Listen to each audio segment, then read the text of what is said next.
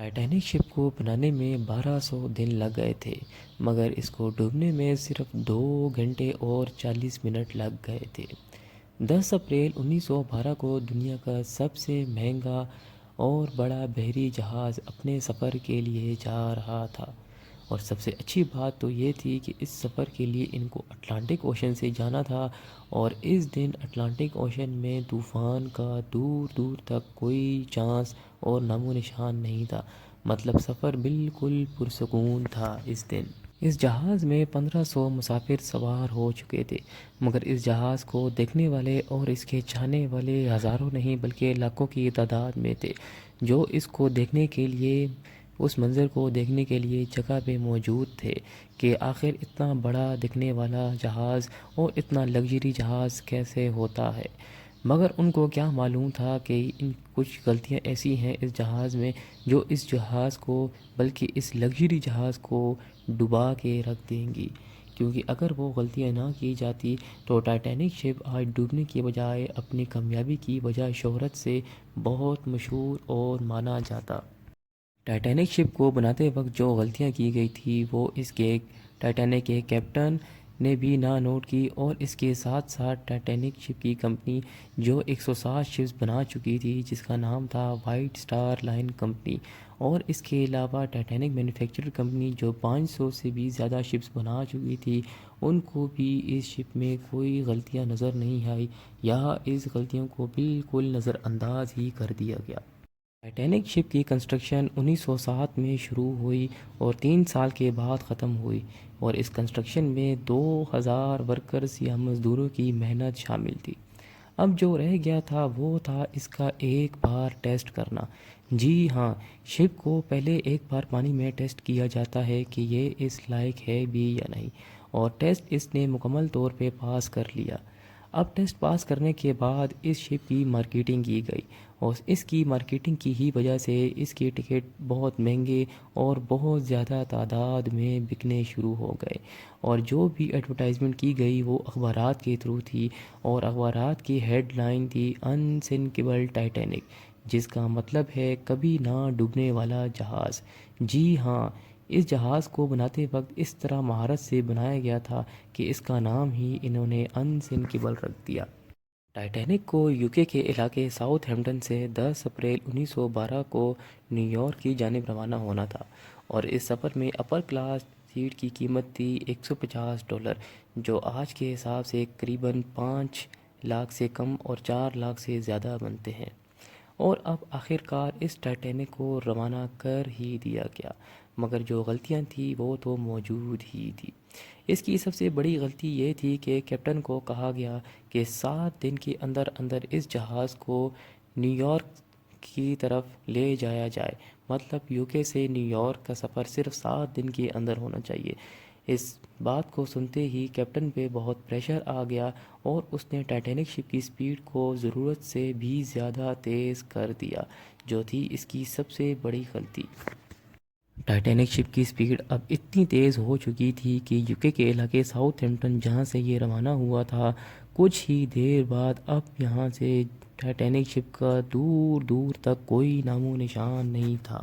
Titanic شپ Atlantic ocean میں 72 hours تک مسلسل چلتا ہی رہا، اور 14 اپریل 1912 کو سمندر کے بیچوں بیچ جا پہنچا، اور اس وقت سمندر میں صرف 2 ہی چیزیں موجود تھیں، پہلی دھند اور دوسری خاموشی، مطلب ہر طرف ایک سناٹا ہی چھا گیا تھا۔ اسی دوران ٹائٹینک شپ کے پاس سے ایک اور بحری جہاز بھی گزرا تھا، جس نے ان کو 1 نہیں 2 نہیں بلکہ 6 سگنل دیے تھے، اور وہ سگنل تھے وارننگ کے۔ جی ہاں، وہ شپ پہلے ہی نیو یارک کی طرف سے آ چکا تھا، اور اس کو پتا تھا کہ اٹلانٹک اوشن میں آگے بہت زیادہ آئس برگ موجود ہیں، جو ایک شپ کے لیے بہت زیادہ نقصان دہ ثابت ہو سکتے ہیں، مگر ٹائٹینک شپ کے عملہ کی لاپرواہی کی وجہ سے انہوں نے ایک بھی سگنل جو وارننگ کیا تھا وہ نہیں ریسیو کیا۔ مگر ابھی بھی خطرے کی بات کوئی نہیں تھی، کیونکہ ٹائٹینک شپ میں موجود عملے بالکل اپنے کام پہ موجود تھے اور پہرے دار کی طرح پہرے دے رہے تھے، اور ان کا کام تھا کسی بھی خطرے کا پہلے سے ان کو آگاہ کر دینا۔ مگر ان کی ایک اور غلطی یہ تھی کہ اتنے بڑے ٹائٹینک شپ میں ایک بھی دوربین موجود نہ تھا۔ جی ہاں، ان میں ٹائٹینک شپ یا کسی بھی شپ میں دوربین کا ہونا بہت ضروری ہے، جو پہلے سے ہی کسی خطرہ جیسے کہ آئس برگ کو اس کی اطلاع دے دے، اور اس دوربین کی موجودگی نہ ہونے کی وجہ سے ان کو یہ پتہ ہی نہ چلا۔ اس آئس برگ کا سائز ایک فٹ بال فیلڈ کے سائز جتنا تھا، اور یہ ان کو تب نظر آیا جب وہ ٹائٹینک شپ کے ٹھیک سامنے موجود تھا۔ آئس برگ کا سنتے ہی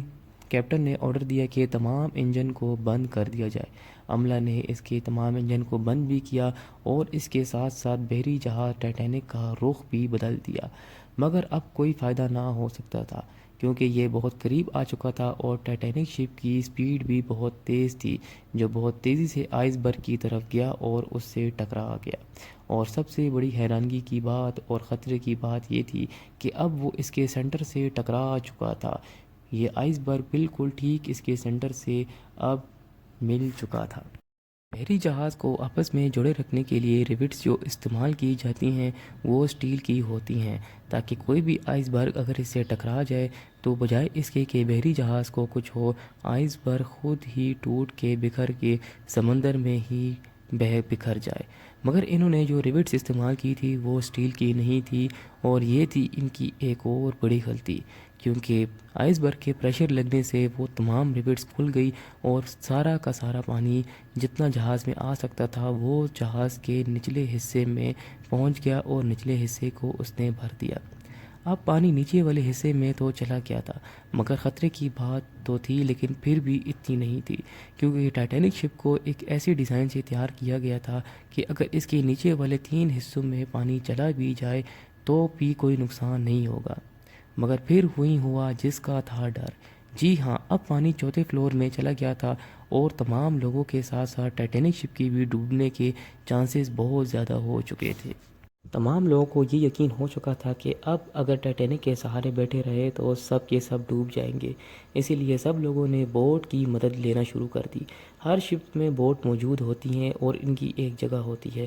ٹائٹینک شپ میں 32 بوٹس کی جگہ تھی، مگر یہاں ہوتی ہے ان کی ایک اور بڑی غلطی۔ جی ہاں، 1500 مسافر کو انہوں نے جس ٹائٹینک شپ میں سوار کیا تھا اس میں 32 بوٹس ہونے کی باوجود بھی انہوں نے صرف 20 کشتیاں ہی اپنے ساتھ لے کر گئے تھے، جو تھی ان کی ایک بڑی غلطی۔ اور اسی کے ساتھ ان کی ایک اور غلطی یہ تھی کہ انہوں نے ایک کشتی میں جتنے بندے سوار ہو سکتے تھے انہوں نے اس سے بھی آدھے لوگ سوار کیے، اور وہ سارے لوگ اپر کلاس لوگ تھے، کیونکہ جو زیادہ پیسے دے رہا تھا انہیں کو اتارا جا رہا تھا، بجائے اس کے کہ وہ سب کو اتار دیتے جتنی کشتی میں گنجائش تھی۔ تو آج جتنے لوگ ڈوبے ہیں اس کے دگنے لوگ آج نہ ڈوبتے۔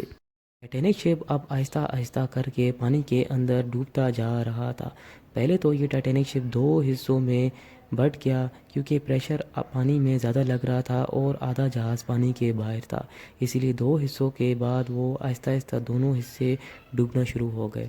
اور شروع میں ہی تو پانی جو بحری جہاز کے اندر جاتا گیا تو شارٹ سرکٹ ہونے کی وجہ سے تمام لائٹس آف ہو گئی، اور اسی طرح 2 گھنٹے 40 منٹ میں پورا ٹائٹینک کا جہاز پانی کے اندر ایسے ڈوب گیا جیسے پانی کے اوپر کچھ تھا ہی نہیں۔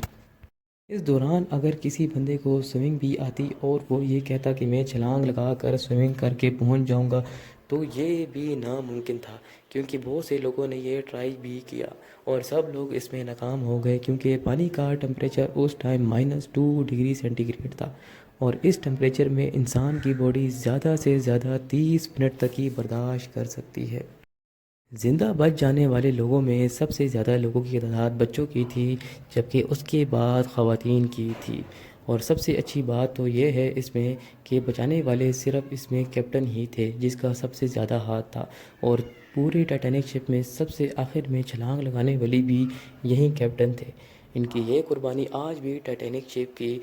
ڈوبنے کی ہسٹری میں یاد رکھی جاتی ہے، اور اس دور میں لوگ نے جو بچ چکے تھے انہوں نے اس کا خوب اچھی طریقے سے شکریہ بھی ادا کیا۔ ہم امید کرتے ہیں کہ آپ کو ہوپ لیس ایڈمن کی یہ ویڈیو بہت اچھی لگی ہوگی اور آپ اس کو بھرپور لائک، کمنٹ اور شیئر کریں گے۔